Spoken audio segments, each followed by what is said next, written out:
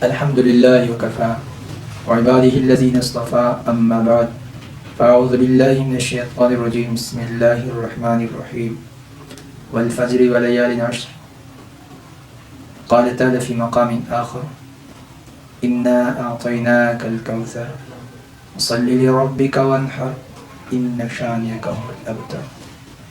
عن عائشة رضي الله تعالى عنها أن النبي صلى الله عليه وسلم قال ما عمل ابن آدم يوم النحر عملا أحب إلى الله عز وجل من حراقة دمه وإنه لا يأتي يوم القيامة بقرونها وأزلافها وأشعارها وإن الدم لا يقع من الله عز وجل بمكان قبل أن يقع الأرض فتيء بها نفسها. ابن ماجہ رقم حدیث 3126. اللهم صل على سيدنا محمد وعلى آل سيدنا محمد وبارك وسلم. ہر حال میں ہمارا رب ہمارے ساتھ بہت محبت فرماتا ہے. ہر حال میں بار بار سوچنے سے یہ آیت سامنے آتی ہے. اللہ جل شانہ کا فرمان مبارک ہے وَإِن تَعُدُّوا نِعْمَةَ اللَّهِ لَا تُحْصُوهَا. اگر تم اللہ جل شانہ کے نعمتوں کو گننا چاہو تو آپ گن نہیں سکتے ہیں. اور واقعی اعتبار سے ہیں 100% یہ بات. ہم کون کون سے اللہ پاک کی نعمتوں کو ہم گن سکتے ہیں. اللہ جل شانہ کی چاہت یہ ہے کہ میرے بندے دنیا کے اندر بھی کامیاب ہو جائے اور موت کے بعد بھی کامیاب ہو جائے. پہلا وقت گزرا رمضان کا مہینہ، رمضان کے فضائل اور اللہ پاک کی رحمتیں. اس کے بعد شوال کا مہینہ، اور شوال کے مہینے سے حج کی تیاریاں شروع ہو گئی، خوشخبریاں شروع ہو گئی کہ ابھی آپ اللہ پاک کے گھر کے پاس آ جائیں. اللہ کی رحمت تمہارے بہت قریب ہیں. اللہ پاک تمہاری ہر بات سنتا بھی ہے، ہر دیکھتا بھی ہے. اور اس کے بعد ذی القعدہ ذی الحج. ابھی الحمدللہ 2 ذی الحج ہیں اور 10 ذی الحج کو حج کا مقام، اور اس میں ہمارے لیے بھی فضائل ہیں. ہر حاجی کے لیے بھی ہیں اور بغیر حج کرنے والے کے لیے بھی ہیں. میں صرف چند باتیں عرض کر لیتا ہوں. پہلی بات، ہمارے رب نے قسم فرمایا، قسم ہے مجھے. دنیاوی اعتبار سے ہم دیکھیں، ہم کوئی دیندار بندہ ہوتا ہے، ہم اس کی ہر ایک بات مانتے ہیں. اگر پھر وہ ہمارے سامنے قسم اٹھائے تو کسی کا بھی انکار نہیں ہوتا ہے. وہ کہتے ہیں واقعی یہ صحیح بات ہے، کیونکہ یہ بندہ جھوٹا بندہ نہیں ہے. تمہارا رب، ہمارا رب بھی، جو بندہ سچ ہے، سچائی کس نے پیدا کی ہے؟ خود. سچائی کے اندر اتنا کمال نہیں کہ خود پیدا ہو جائے، یہ پیدائش بھی اللہ جل شانہ نے کی ہے. اور ہمارا اعتماد اس بندے پر، یہ بھی اللہ جل شانہ نے ہمارے دل کے اندر رکھا ہے. وہ اللہ جو سب کچھ کرتے ہیں. خود قسم اٹھاتے ہیں والفجر، زمانے کی قسم ہے، صبح کی قسم ہے، صبح کی قسم. اس میں سارے مفسرین کی چند باتیں میں آپ کے سامنے عرض کر لیتا ہوں. اس سے سارا فجر مراد ہے. ہر فجر پر اللہ پاک نے قسم اٹھائی ہے. ہر فجر پر. فجر میں کیا ہوتا ہے؟ روشنی ہوتی ہے، انسان کام بھی کر لیتے ہیں، روشنیاں ہوتی ہیں فجر میں. اور یہاں فجر سے مراد شاہ ولی اللہ سے رحمہ اللہ فرماتے ہیں یہ عید کی قربانی، عید الاضحیٰ کی فجر کے اللہ پاک نے قسم اٹھائی ہے.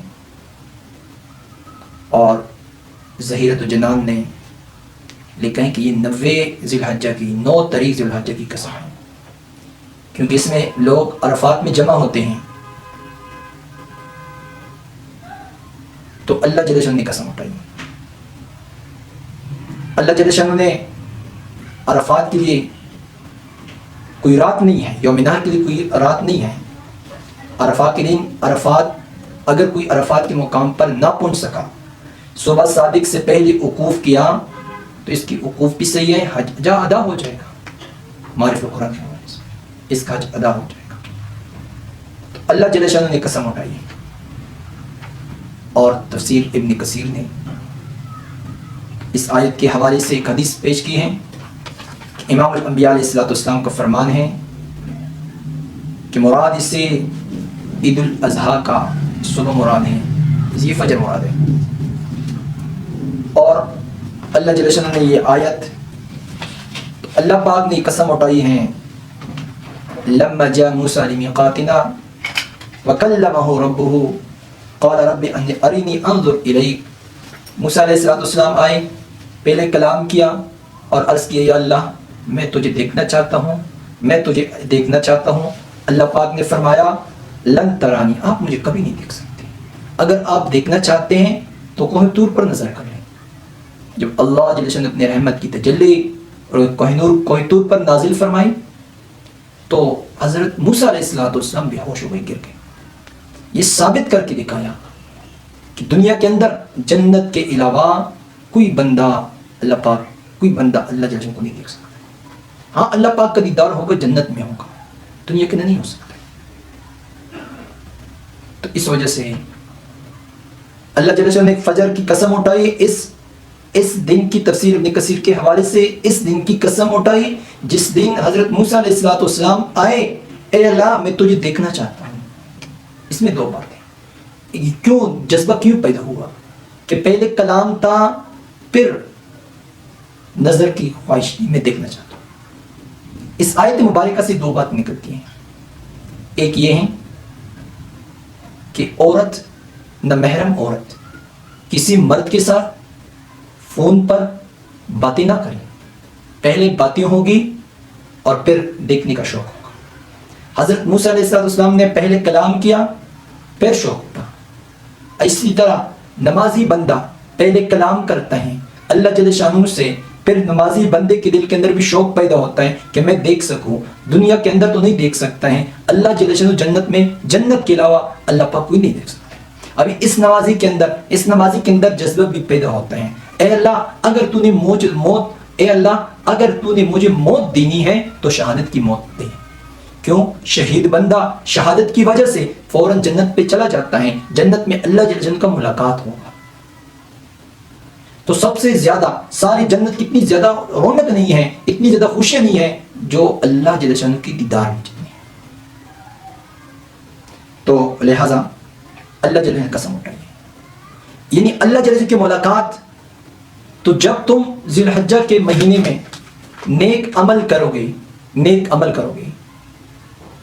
اس 10ویں ذی الحجہ کی اللہ جل جلالہ صبح کی قسم اٹھائیے۔ کیوں؟